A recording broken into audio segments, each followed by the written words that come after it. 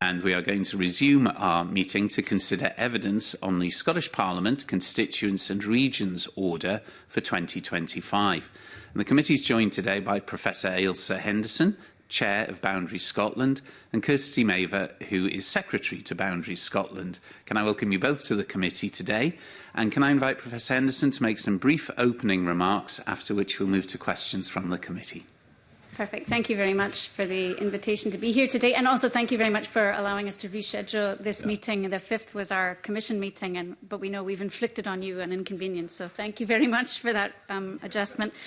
So a bit of background first as to why we conducted this review. As referred to in the public paper before you, Schedule 1 of the Scotland Act 1998 requires Boundaries Scotland to conduct reviews of Scottish Parliament boundaries for constituencies and regions at intervals of every 8 to 12 years. The second review was required to be submitted by 1st of May 2025. The existing constituencies and regions for the Scottish Parliament were defined following the first review of Scottish Parliament boundaries completed in 2010. Those boundaries have been used in the 2011, 16 and 2021 Scottish Parliament elections.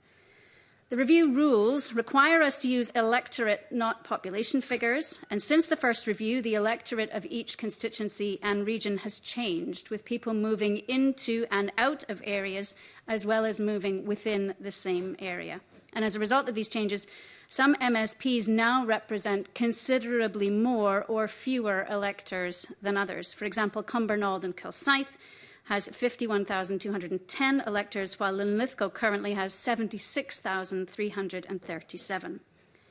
These variations in levels of representation are one of the reasons that the Commission is required to carry out regular reviews of Scottish Parliament boundaries. It's in order to ensure electoral fairness, that a vote in one part of the country is worth the same as a vote in another part of Scotland. And we strive to do that by following the rules as set out in the legislation and respecting communities that matter to people.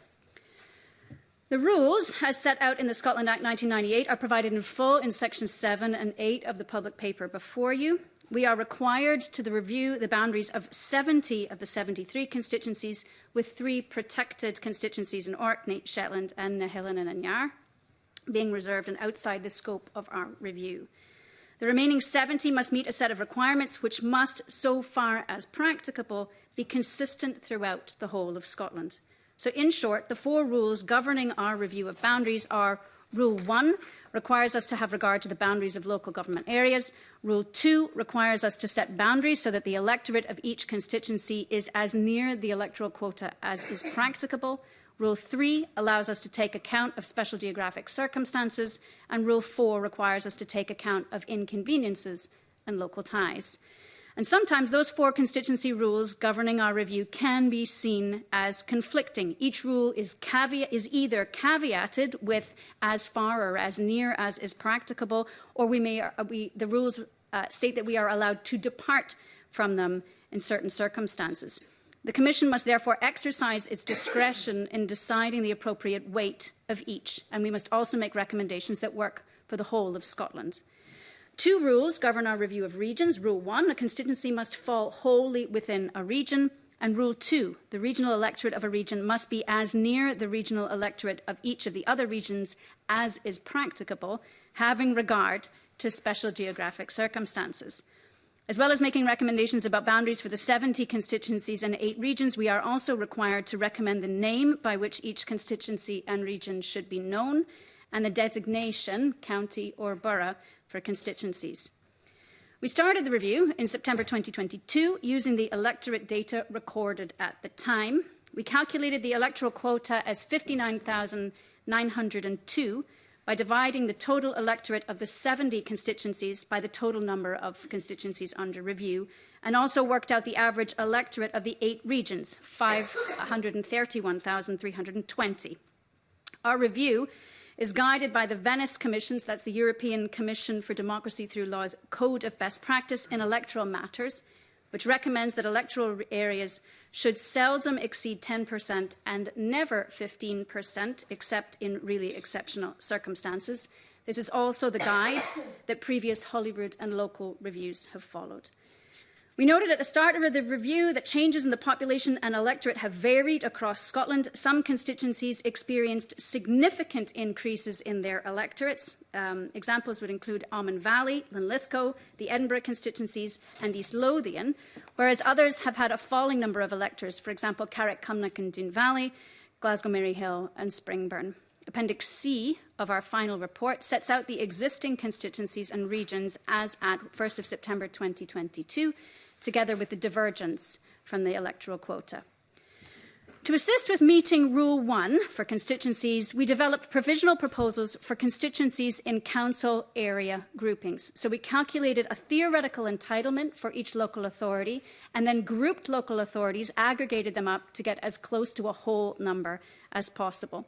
We did this because we must have consideration of local authority boundaries, and it makes it easier to design constituencies within smaller groupings than considering the whole of Scotland.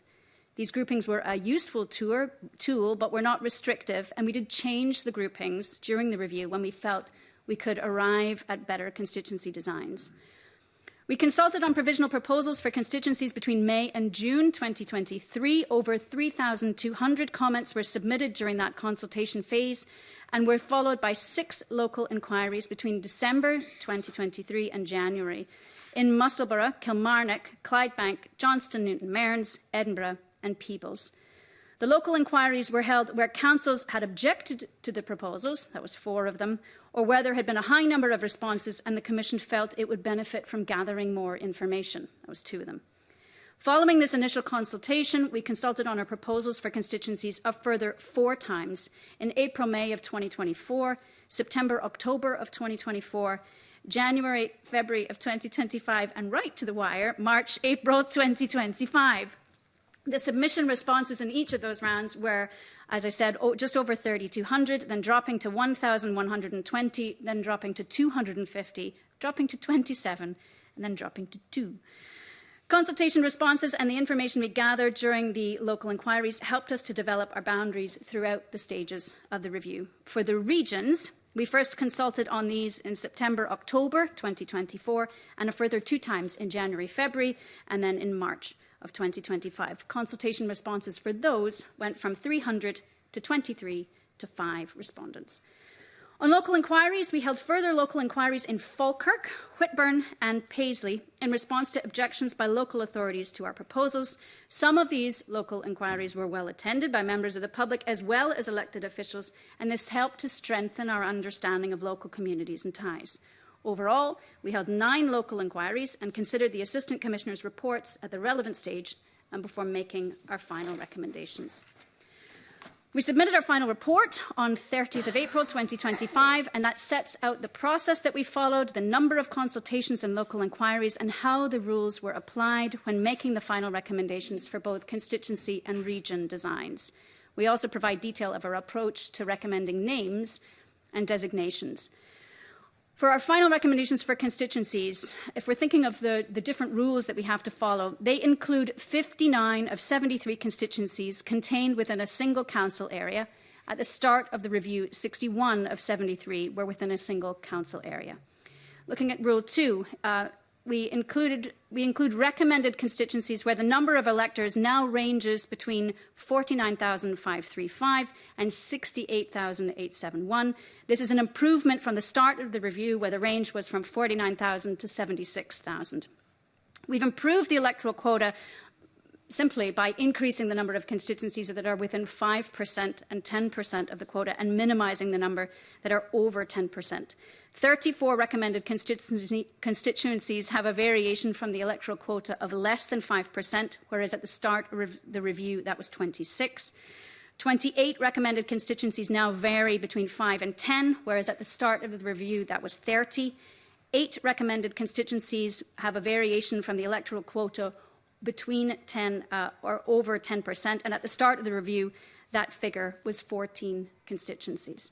We applied special geographic considerations in Argyll and Bute and in Skye, Lochaber and Badenoch constituencies, as we agreed it was important to keep local communities together in these 3 constituencies.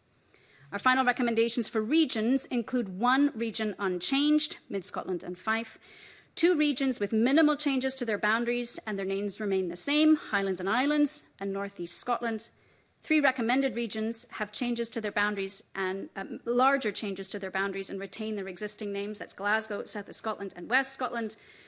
2 have changes to their boundaries and are renamed. Central Scotland and Lothians West, Edinburgh and Lothians East. That's largely to recognise that all of the 4 Lothian local authorities are too large to fit within a single region. And 1 recommended region has had special geographic considerations applied. Highlands and Islands regional electorate is 32.4% below the average electorate for regions. All others vary between 500,000 and 594,000. I know this is long, I'm almost done. Of the 32 council areas in Scotland, 26 are contained within a single region. Argyll and Bute, East Ayrshire, Glasgow, Midlothian and Murray are divided between 2, and South Lanarkshire is divided between 3. Appendix F of our final report provides a summary of the approach taken for each individual constituency, and Appendix G summarises the overall approach to regions. Links to the maps of each recommended constituency and region are also in the public paper before you. Last, in terms of next steps, our next review is required to take place within the next 8 to 12 years, and we're required to submit our report no less than 18 months before the next election. Commissioners are currently in the process of reviewing a lessons learned paper and prioritising actions that should be in place before the next review. As also referred to in the public paper, there is currently an independent review of the process for determining electoral boundaries, which is currently being consulted on. This is an entirely separate process to the second review, and Boundary Scotland has met with the chair of the independent review already. A formal response to that consultation will be submitted before its end date on the 7th of August. Thank you. Excellent. Thank you very much, Elsa.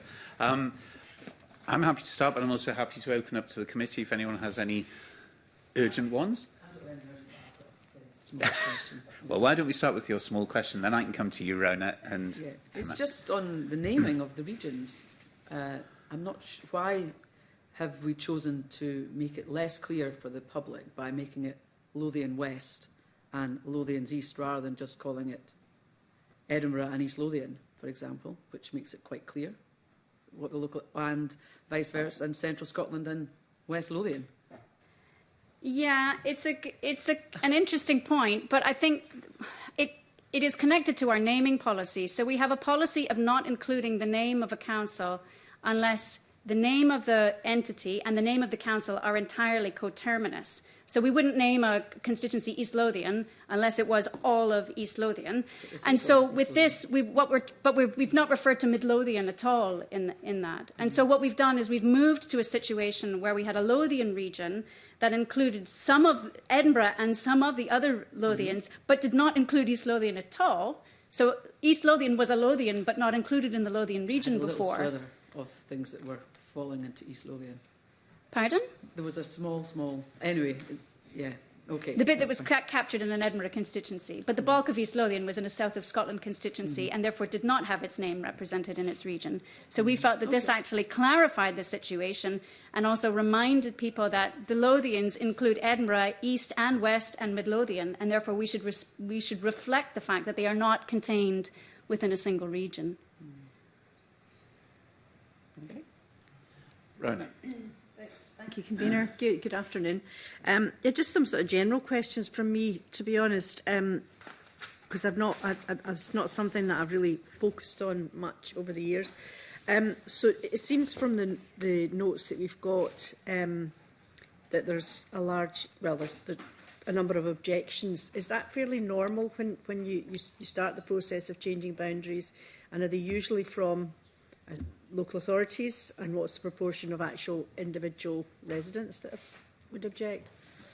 Yes, great question. I mean, the first answer is yes, this is an entirely normal number of responses. So we're just about 43,000 or 4,300 that were submitted in this review. In the first review, there were 5,500 that were submitted, many of them by post, and all of them receiving a handwritten note in response, as I understand it. So we've had fewer responses to this review. Now, one interpretation of that is that there are fewer objections, but of course not all of the submissions that are made are objecting to what we're doing. Some of them are saying that we're doing the right thing. I think it's a really important point about who is responding to these consultations, and you can actually see a marked change in the engagement of members of the public across the different rounds. And in retrospect, we should have named them round 1, 2, 3, 4 rather than provisional, revised, further, additional, supplementary. We had the thesaurus out at the end. But in terms of public responses, what we were dealing with was 93% of responses were from members of the public in that very first round. And that then dropped to 83% and then to 80% by the end of the third round. But when we moved into the fourth round, we had dropped to only 27 respondents, of whom a third were members of the public. So as we went on, it was increasingly elected members, elected representatives and local councils who were responding. But the public is very much constrained to those first 3 rounds. Yeah. So the local authorities that respond, they would presumably be worried about council tax, consequences of what they can, what they would bring in because the boundaries changed and what they would win and lose. No. Well, this isn't an administrative review of local authority boundaries. It's a review of constituency and region boundaries for elections to the Scottish Parliament. Our boundaries don't change the boundaries of local authorities. So there are no council tax objections. Although you raise an interesting point, because we did have a degree of misinformation in this review, far greater than in any previous review, because there were misunderstandings about what it was we were changing. Sometimes that's because extremely stretched newspapers were not accurately reporting what we were doing, and their headlines were suggesting that what we were changing were local authority boundaries rather than electoral boundaries. And that then led to Facebook campaigns, which then led to objections, which then led to local authorities. And then in the local authority, the Sheriff Principal, acting as Assistant Commissioner, had to spend a considerable amount of time explaining that they were all present to complain about a change that wasn't actually happening. Interesting. So why were local authorities objecting then? Because quite a number in the chart we've got, they've objected. I'm just wondering if it didn't affect them. Absolutely. It varies. I mean, sometimes it was because we had, for example, we had 2 constituencies within a single local authority, and they thought we could improve where the boundary between those 2 constituencies lay so that the communities that looked in one direction or another were included with other communities of interest, right? So that would be one example. Another would be that if we were ever proposing constituencies where it included parts of more than one local authority, they might feel, well, no, that doesn't really make sense to us. We don't want to have our community divided in that way. So Falkirk, for example, once objected because we had devised a proposal that had all of Falkirk area split across 3 constituencies. And they were already 2, and they objected to the creation of a 3rd constituency covering the same. So it's that kind of thing. That's interesting. Thank you. Thank you. Yeah. Emma, anything from you? I wonder if, respecting the many rules that you're having to work within, do you think the balance is right on the geographical considerations? Just I've played with the postcodes, and I know how hard it is to make Highland constituencies that make sense. Yeah, I mean, the rules... I mean, in one way, the rules are the rules, and whatever they are, we will work with them.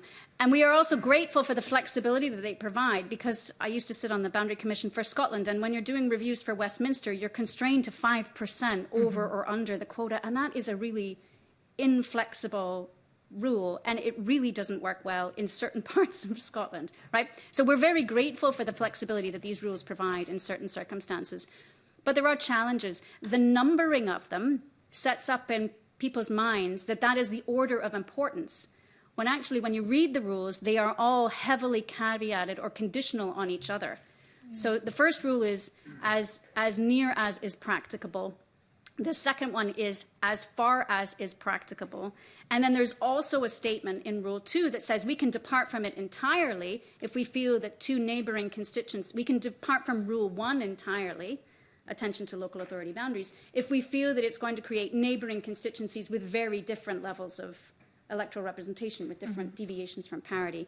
Then Rule 3 and Rule 4 basically say we can ignore Rule 1, well, not ignore, but we can depart from Rule 1 and Rule 2 to take into consideration other things, whether that's special geographic circumstances, but also inconveniences and local ties. So they're all conditional, and the numbering sets up in people's minds a priority that doesn't exist.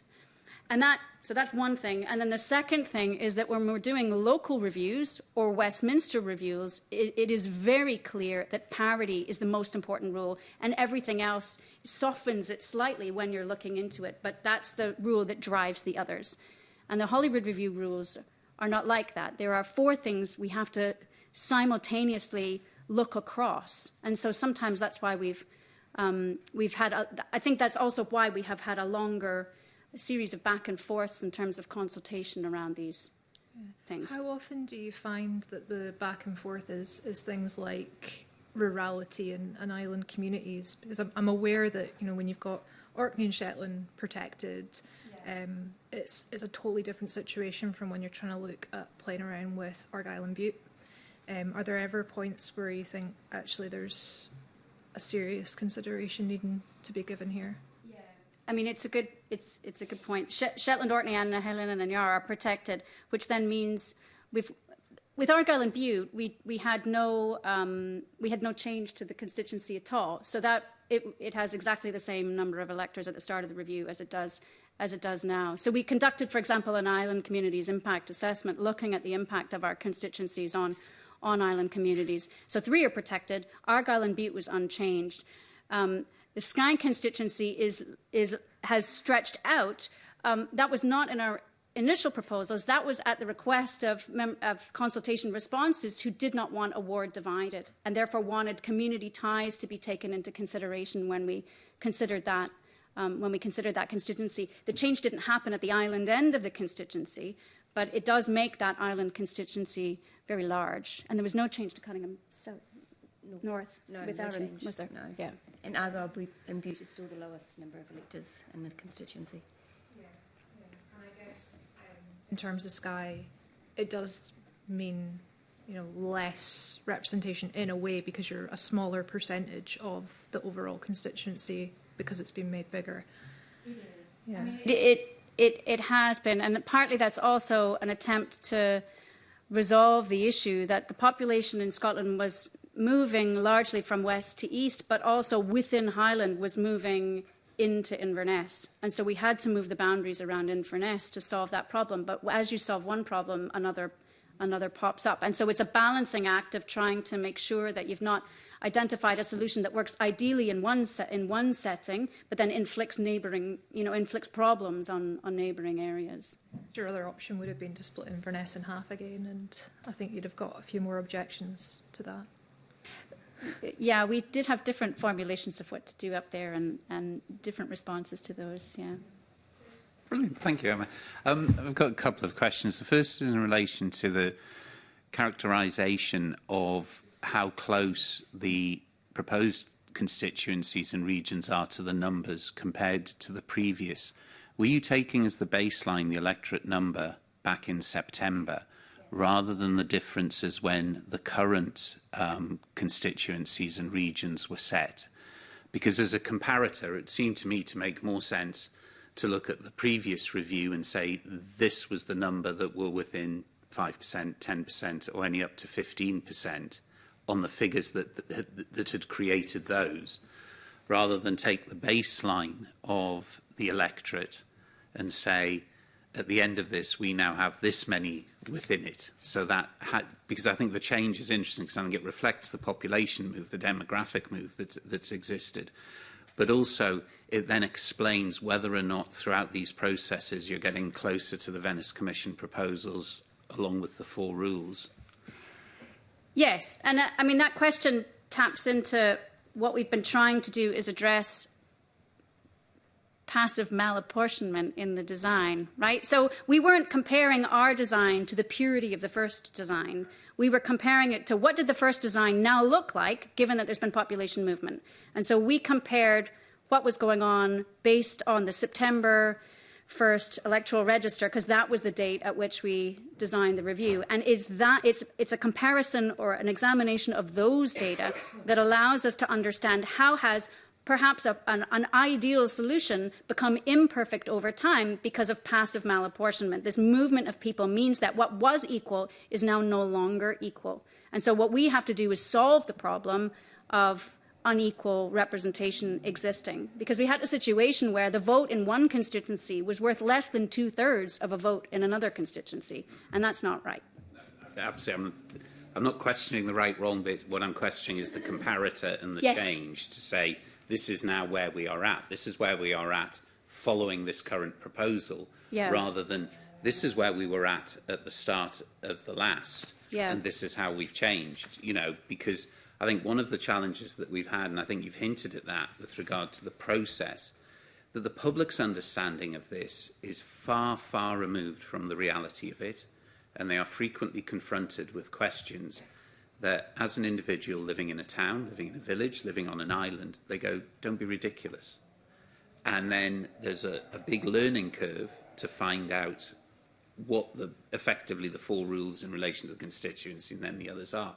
But I also found it, and I wonder whether you've looked at this with regard to the responses, the understanding of how you could create an inquiry as an individual is almost impossible. You have to find a group that comes under a title. So a church that represents X hundreds of registered electorate stand a far greater chance in triggering an inquiry. Local authorities can trigger inquiries and did. But as an individual, when they send their response in and they say, what do I do now? You say, well, actually, the individual effect of the proposals that are being made are probably best, as far as you're concerned, seen in an inquiry, but you can't ask for one. It has to be a pool that's looked at. Now, I understand why that came about, because otherwise you would be holding inquiries all over the place all of the time. However, do you think that balance is right between what triggers an inquiry from your point of view, the fact that the local authorities can demand an inquiry, but then there are other groups that if they group themselves appropriately and can show that to you, they too have to be considered in deciding on an inquiry? Mm-hmm. There's about 3 questions in there. Just in terms of the first review, I mean, I think you raise an important point in that what we didn't do was compare our review now with what the first review looked like on day 1 of the first, or I guess on the completion day of review 1, and so understanding the movement from over the period of the first review to see what has happened in terms of passive malapportionment would perhaps give us a guide about what might happen to this review's results moving forward. But for that to be true, I suppose we would have to expect the same kinds of movements in the population. And it's been a very long time since the first review was conducted. We might see a continuation of the same trends, but we might see their reversal or the emergence of different trends. And so I think the reason we didn't do it is in part because we were just focusing on what the review looked like on the day that we began and identified different issues. Is it possibly something that you might consider in the post-review analysis? No, it's a good point, and something because we're still working on I'll come back to lessons learned later, but we're still working on that. In terms of the trigger for local inquiries, obviously this is another point of departure between the Holyrood reviews and the Westminster reviews, because the Westminster reviews allow 1 round of local inquiries at a very specific point in the procedure. They don't allow them to continue on, and they only allow 5. And it used to be the case that they were really early in the procedure and you had to guess where the hot points or hot spots would be, and then act to court and just guess where you should put them. They're now at a slightly different point, so you have some feedback before you identify their location, but they're just 5, and it's up to the Boundary Commission for Scotland to pick where they go. The trigger for this is entirely different, and they can appear at any point in the cycle. The trigger language is particularly oppositional, which is sometimes not particularly helpful. They encourage a kind of bilateral view of looking at things rather than a multilateral one. So we have councils objecting to things and also in so doing suggesting that other councils should be offered up as sacrificial lambs for different solutions. So they don't encourage people to come together and think about solutions for the whole of Scotland. They just encourage a kind of myopic view of one area at a time, which can then cause knock-on problems anywhere around. And that is what we happened to find when we were dealing with Falkirk and West Lothian and Edinburgh, every time we had a different solution, it resulted in a local inquiry of other people saying, no, I don't want that, move them over there. So there's something that's not quite working right in that structure. And I also don't think that if a single individual writes in with a well-argued consultation response, that they appear, we make changes to maps on the basis of a single respondent saying, I think you've got this wrong. Here's why I think you've got this wrong. Here's the fix I think that better fits your rules and solves this problem that I've identified. So we don't need a local inquiry to make a change. I'm not, and I wasn't suggesting that, and my apologies if you took it in that way, because obviously you do take account of all of the responses that you get, and it is a sort of slightly dark. They don't see it, in essence, how an individual response has led to a change, but it can do, because as you say, it can lead to small changes. I think one of the challenges, particularly, moving forward, is that genuinely the people who need to have confidence in this are, now we can either use the electorate or we can use the population. I think there's an interesting discussion that needs to be had then as well.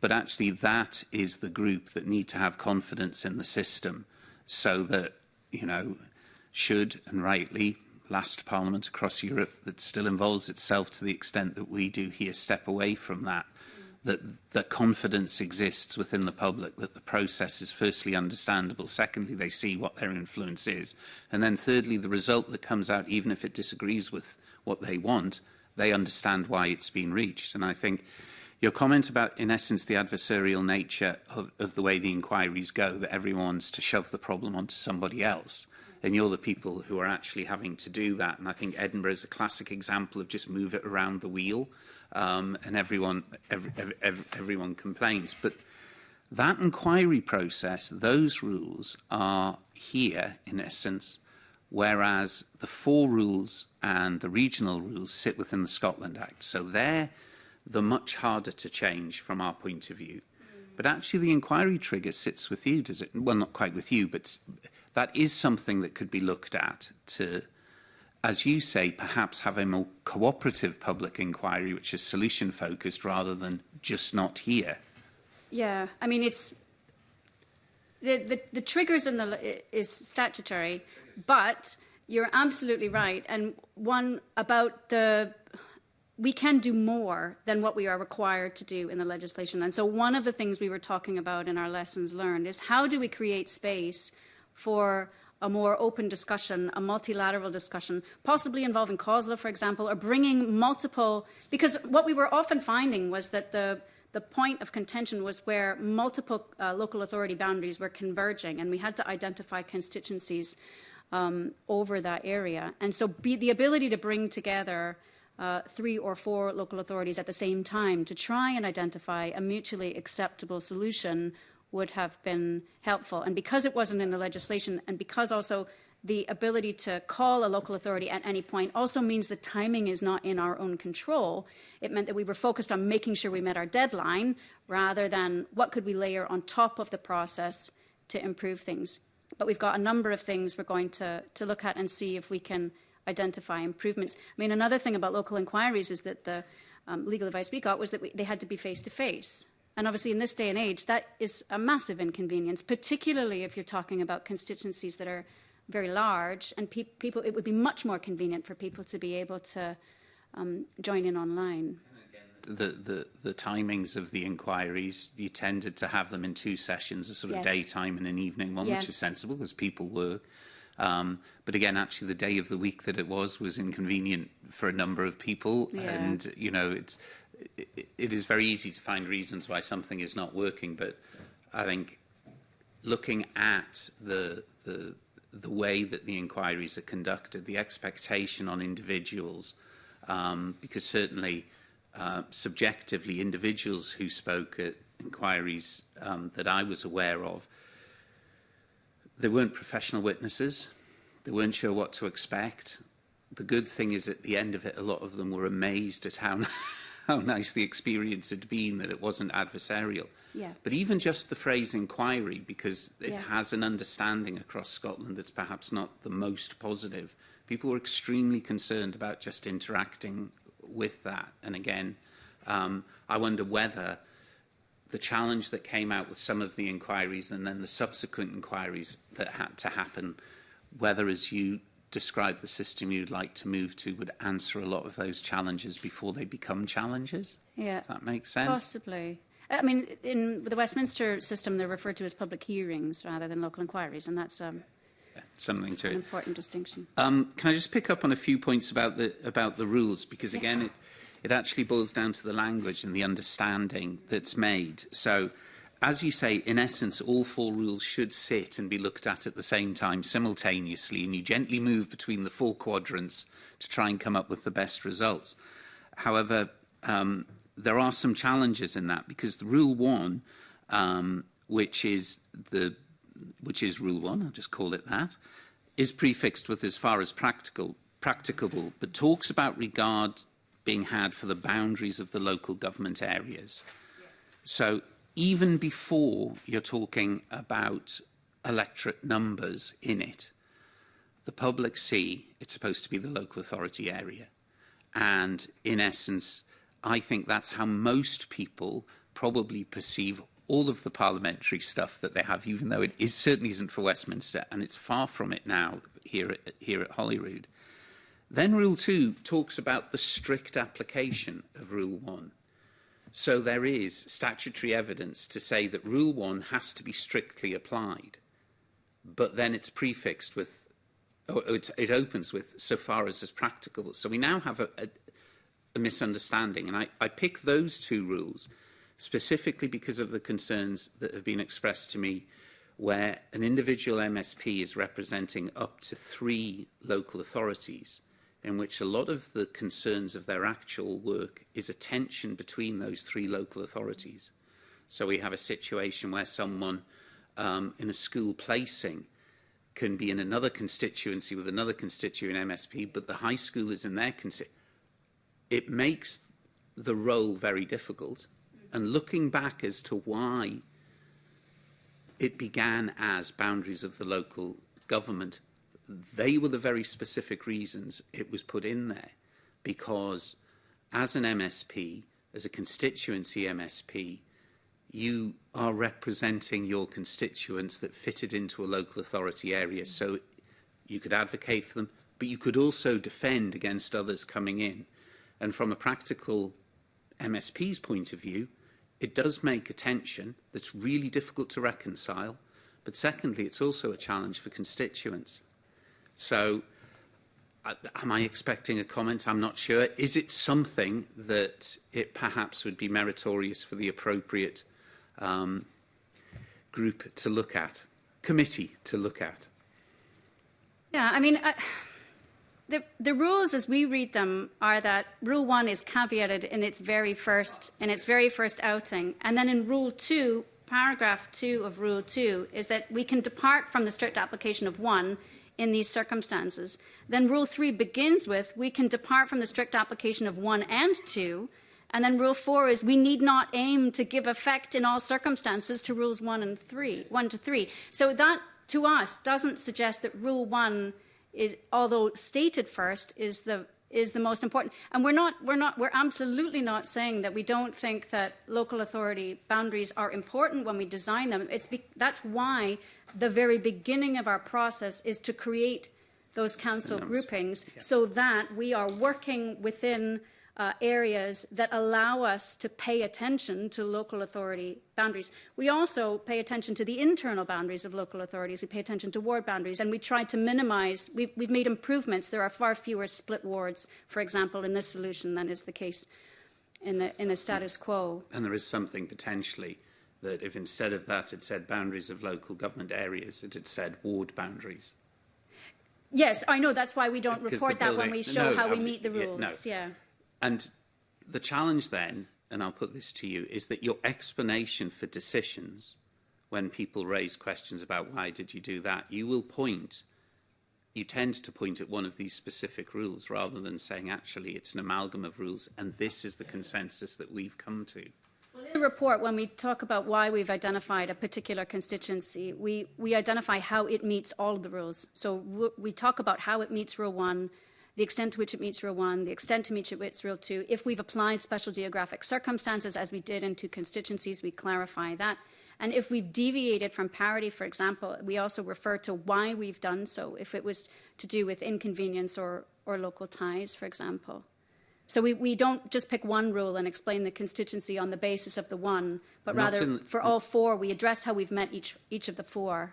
Not in the construction of the constituencies in the regions, but I meant some of the explanations that have been given to constituents of why their proposal hasn't been taken up. You've actually, the correspondence shows you've pointed at one of the 4 rules rather than the explanation that you've just given there. It could be because they mentioned one, so we showed them how that one couldn't be viewed in isolation. But when we explain in the final document why we've done what we've done, we're reverting back to talking about all absolutely, of them. And that's also the in our meeting papers. Yes, and absolutely, well. that is the document we're looking at, and I accept it. Absolutely accept that.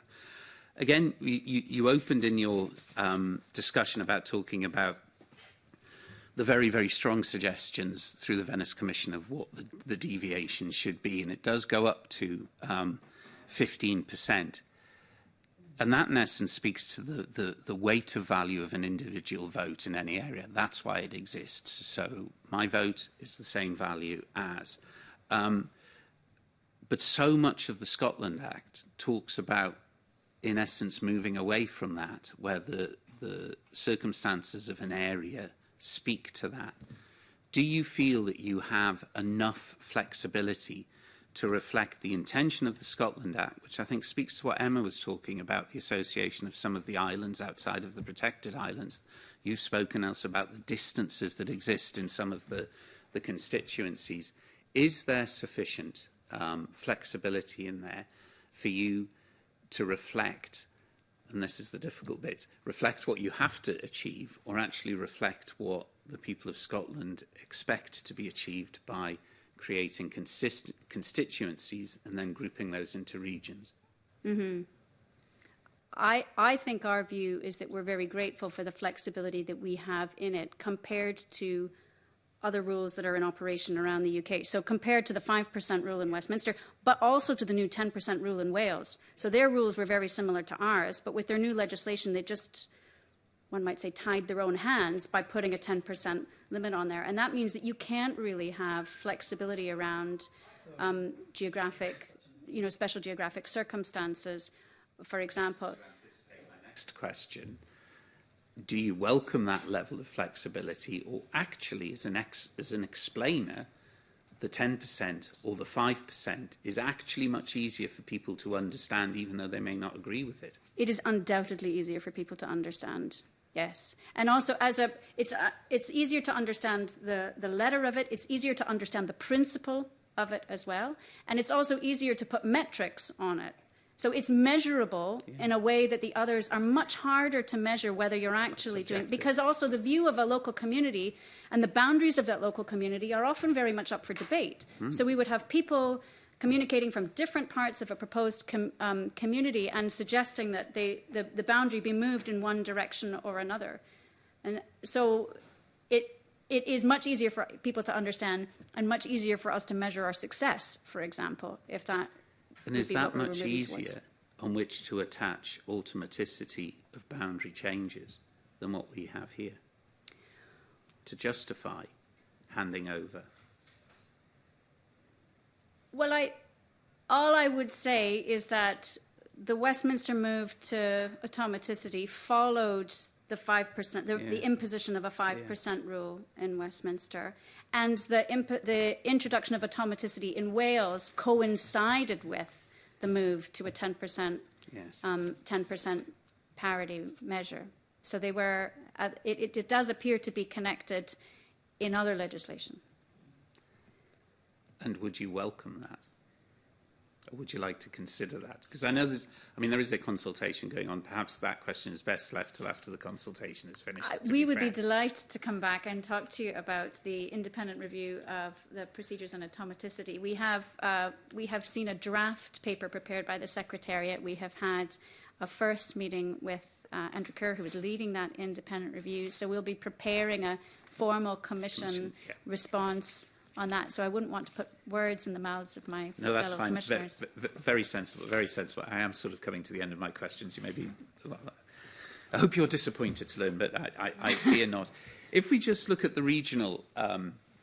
again, the regional rules, they're much more explicit than the constituency rules. They're far easier to understand. You have to group entire constituencies into the regions. Other than, and I think that the discussion that Sue was prompting slightly earlier on, the challenge then comes for local authorities, where part of its area may potentially be in one region, whereas the rest of it is in another region, which then adds to my previous discussion about one MSP representing 3 different. You then have up to 15 other MSPs who are interested in this. From a pure administrative, common sense point of view, that is a very big round table to bring together when you're discussing problems. Let me just put it this way. Do you have any comments on that? Because the consequences of the choices that are made by Boundaries Scotland, the effect on local authorities is not part of your tests. It's not something you need to take account of if you follow the 4 rules. But are you conscious and do you have any concerns about that? Yes, absolutely. And I think the one way to think of this is that the building blocks are local authorities, but within local authorities, they are wards that Boundaries Scotland has created themselves in the 5th reviews, for example, in the Island reviews, for example. And when we design those wards for local government elections, we are required to consider effective and convenient local government. Yeah. Now, no one's defined that for us, but we've done our own independent research and we try and understand what does that mean. Effective and convenient for whom? Effective and convenient for electors or the population. Effective and convenient, we also keep in mind representatives. So how easy is it to represent the geographic extent of this ward? And because wards are the building blocks for these constituencies and regions, then in a way considering that level of inconvenience is already baked in from the wards.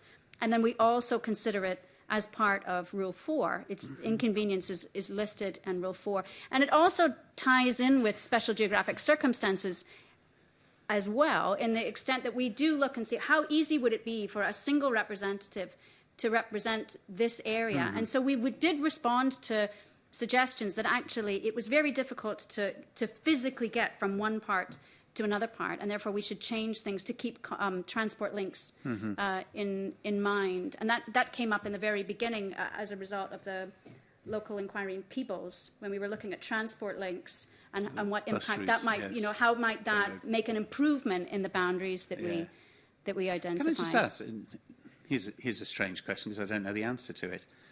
When you're making that consideration, are you thinking just of the constituency MSP, or does the availability of list MSPs, even though they haven't been identified at the point that you're talking about, does that feed into that, quote, inconveniences?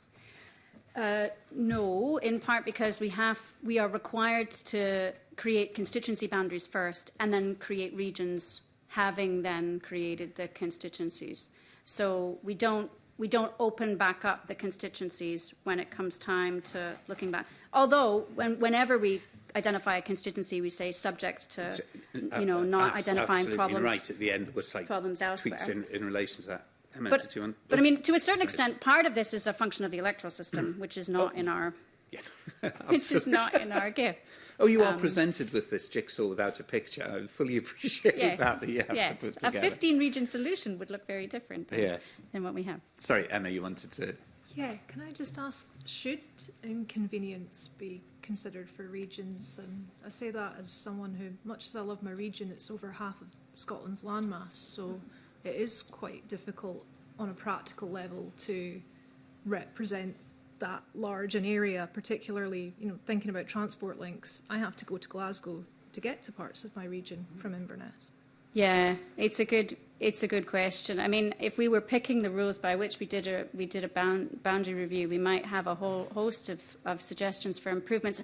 I guess my one thing would be that the inconveniences are lumped in with local ties that might be broken otherwise, and it's inconveniences of change, whereas we feel the second rule for regions, which asks us to consider special geographic circumstances, allows us to consider examples like you're citing. But we are stuck with a situation in which we have the number of constituencies and number of regions that we have. And if we're supposed to have regard to the regional average electorate, then we've got much more variation around the regions in terms of variation from parity than we ever do around the constituency. So we do try and be as flexible as we can be. Is that right? So it's, again, if we just take as a regional example what happened in the south of Scotland, which is a sort of slight reflection of what's happened in the past, in essence, that to satisfy a numbers and a geographical identity, which is the Lothians, it's come into one part. If we go along the boundary of the south of Scotland, effectively another part had to go down. And this is, in essence, this is all the give and take of the process of it. What was it that concluded they were the right moves, given it was a removal from what the status quo, what an understanding has been for a long period of time? What was it that in essence triggered that being the solution rather than just the status quo? Sure. So it's East Kilbride and Hamilton, Larkhall, Stonehouse. Yep. So partly they were in our provisional proposals for regions. They were both already we had put them in the south of Scotland immediately. And then the consultation responses that we got, particularly from East Kilbride, said this is not quite right. We should be with a more urban neighbouring areas. So we said, okay, fine. We put them with Glasgow in the next solution. And then we found what we often find is that people wrote in and said, we can't possibly be put in the same region as Glasgow. And in the case of South Lanarkshire Council, they wrote to us and they said, well, this isn't ideal. We would actually prefer them back in the south of Scotland so long as they're together. That was the point. They didn't want East Kilbride in one place and Hamilton, Larkhall and Stonehouse in another. And so what we've done is we've put them together and then, as suggested, put them in the south of Scotland. So we were responding to suggestions from local authorities. And the reason for part of that was a knock-on consequence of putting East Lothian out of south of Scotland but putting it into Edinburgh, where there had been concern about the location of the constituency boundary, but that is partly resolved by having them in the same region. So it softens, in a way, that constituency boundary. So there were separate decisions rather than what people, I think, perceived that the numbers went up, south of Scotland was low, so you needed something to go in it, or indeed the other way round. No. They were completely separate decisions. And it was partly so that a constituency boundary that had caused some concern did not also become a region boundary in the case of East Lothian and Edinburgh. Yeah. And I see the sense now. Yes. in it. Edinburgh on its own. You could have had Edinburgh on its own, like you have Glasgow on its own. That would have caused problems with parity, I think. But you've already said you've got some quite small areas elsewhere. What would have been the difference of having Edinburgh on its own compared to Argyll and Bute, for example? It's small in terms of numbers. But Argyll and Bute isn't a region on its own. It's a constituency on its own. And there's lots it's part of a larger you've region. Got a Glasgow region, so I'm saying you could have had an Edinburgh region. Edinburgh on its own isn't big enough to be a region, so that's why. It would have been too far from the average electorate for a region. How much further? I don't know. We could look that up in terms of. We'd have to calculate that. You're thinking of an 8 to 12 year plan. Edinburgh's growing. So. Yes, that's exactly the problem. Edinburgh on its own is too small. We can't have Edinburgh and Mid Lothian and East Lothian and West Lothian in a single region because that would be utterly massive. And Glasgow's also got part of South Lanarkshire in it. It's not just Glasgow constituencies. Yeah. So I suppose my final bit is, on the question side, is obviously you're undertaking a lessons learned from this, and I know that will fill a huge amount of your time. In that, are you also going to consider how you preserve the sort of institutional memory of the challenges that have happened with this?